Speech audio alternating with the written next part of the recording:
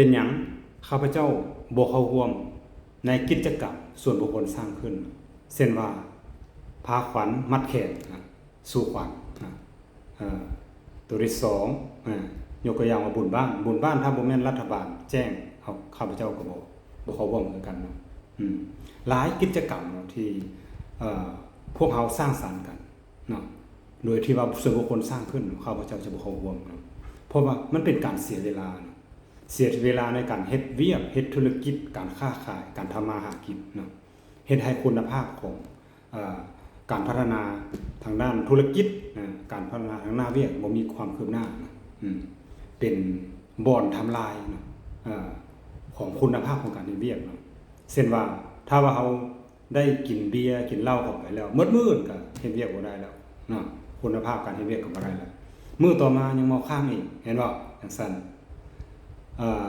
เห็นบ่อยู่นครซันเจิ้นเขาจะติดป้ายบักใหญ่เนาะหนังสือตัวบักใหญ่ใส่หน้าประตูโค้งเข้าเมืองเลยเนาะเพิ่นเขียนว่า时间是金钱效率是生命ภาษาอังกฤษย้อนรูป Time is money efficiency is life แปลเป็นลาวเวลาคือเงินคือคำคุณภาพคือชีวิต